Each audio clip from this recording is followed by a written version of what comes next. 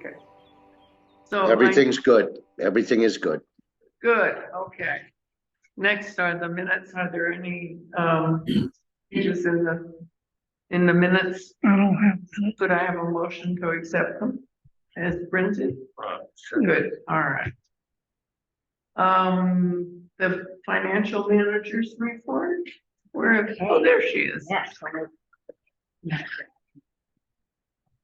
Can you hear me okay, Chief? Sorry, That's okay. Can you hear me all right? I can hear you, yes. Okay, great. Today, we have February warrants that total $59,106.39. The total for payroll is $25,397.95. That includes Chief Carlton's salary of $6,662.92 and Chief Shield's pay of $3,567.43. And there was one event for each of the commissioners and board secretary last month. The total payouts for the volunteers, including the warrants, is $18,816. And I believe the January financial statements have been passed out along with the 2023 year-end report for everyone's review. And then the remaining carryover balance from the 2023 budget ended up being $5,074.41. And I will transfer that into the district's capital investment account. So today I'm just requesting the board's approval for the payroll and warrants for February. And if you have any questions, let me know. Any questions? No, No. How does the carryover, I wanted to look and see what the carryover was from last year, but I can't remember. Is that about the same as it was last year? No, I just say Yeah, well, last year, I want to say last year was around 11. it seems like it was a little bit more. Yeah, okay, all right. So I need a motion to accept the presented. I make a And- motion that we accept. Last year it was 11,478.84. Thank you, Thank you, Linda. appreciate that. Make So, a motion that accept the financial report as presented. okay, second. Yeah.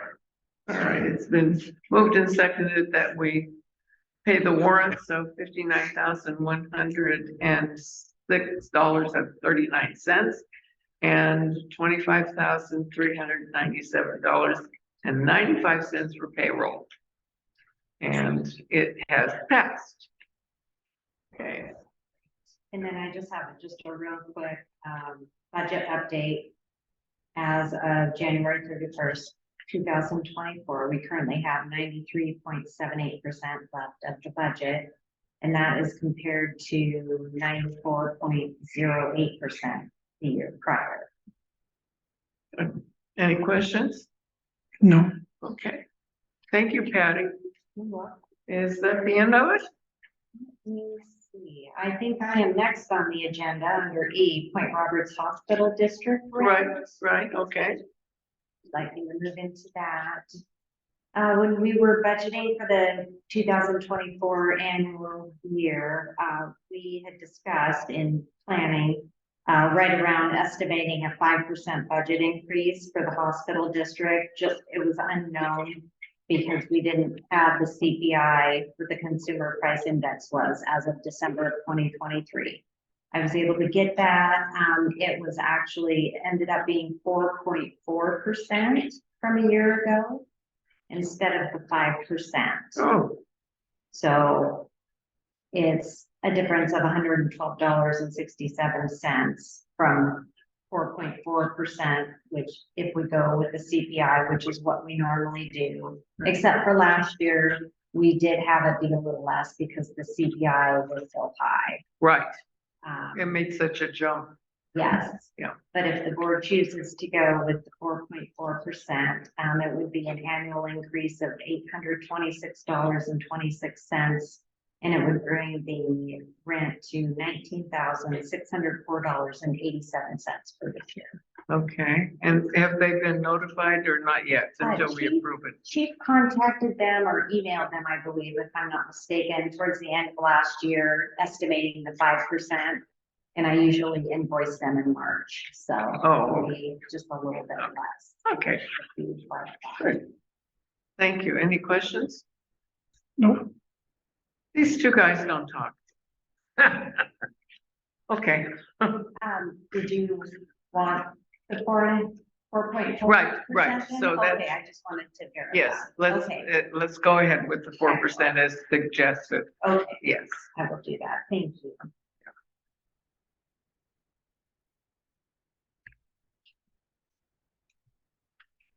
That's Is that everything it? I have. Yes, Thank you, Patty. Yes, you're Thank you welcome. very much for coming to see us today. that's my pleasure. Come more often. Correspondence, Chief?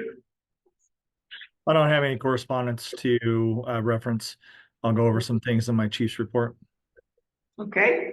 Well, would you like to go into your report? Sure.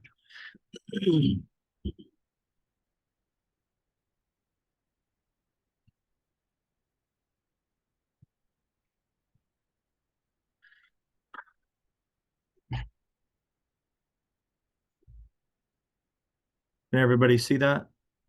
Mhm. So just to say hi to everybody, obviously I've been out of commission. I'll give you an update on my health. I've been in Kansas City, Missouri, for almost the last month, and I was diagnosed with prostate cancer, as many of you know, within our community. And I had surgery here with a prostatectomy on the 22nd of January, and that went very well. I've been staying with my sister in Kansas City, and go Chiefs. They won the Super Bowl, so it was pretty wild. Today they had the big parade downtown with a shooting, and it killed one person, injured 8.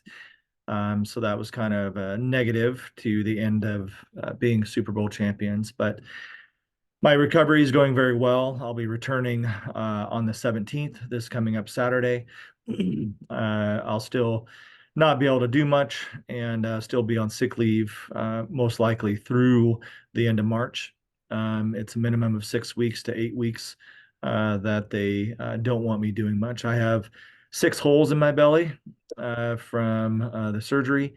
But otherwise, everything else is going very well. It's been a blessed time here to spend some time with my family in recovery, and to have the option to come here as well.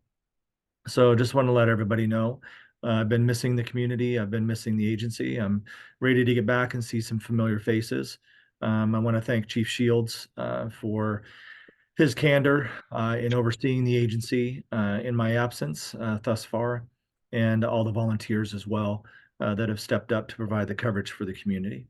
So does anybody have any questions on my recovery or my medical issues at this point? You look great. So thank you. I just got my hair cut yesterday. Oh.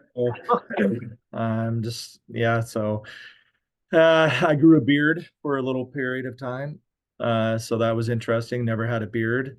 And I looked different for sure.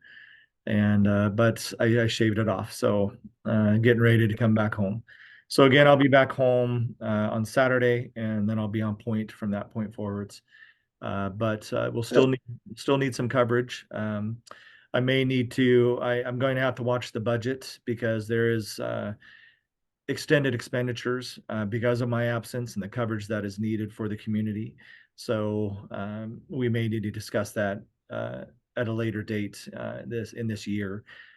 We have 317,000 projected to go into capital reserves, and through the levy lid, obviously I stated we'll be putting at least $300,000 away into capital reserves.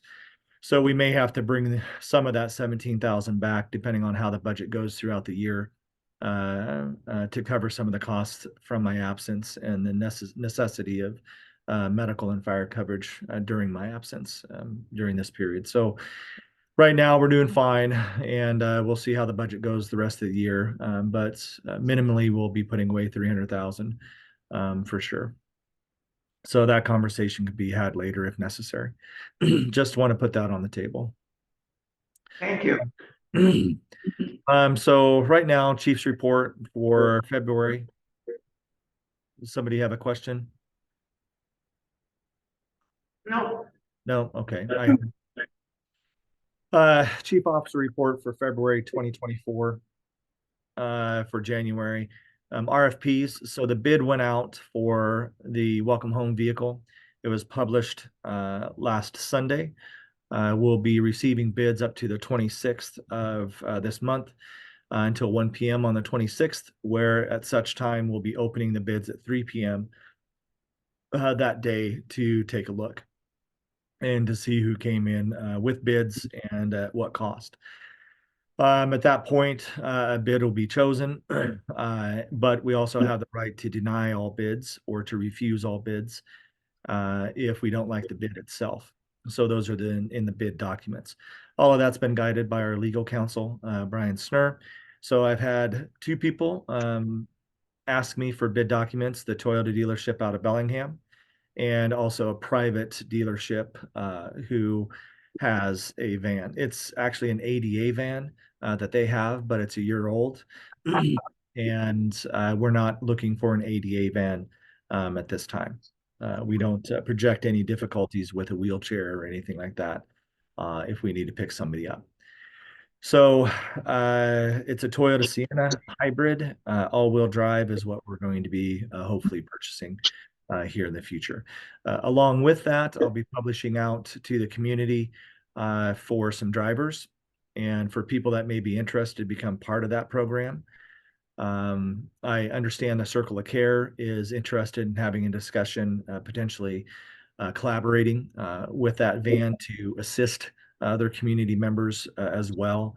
So when I get back home, I'll be contacting Annelle Norman, reaching out to her to see when we can have those discussions, but also be publishing out through email, through our social media, and most likely published in the March paper. Will be acquiring people from the community, 3 to 5 people that would be specially trained to drive the Sienna and to go pick people up, be paid a certain stipend to do that.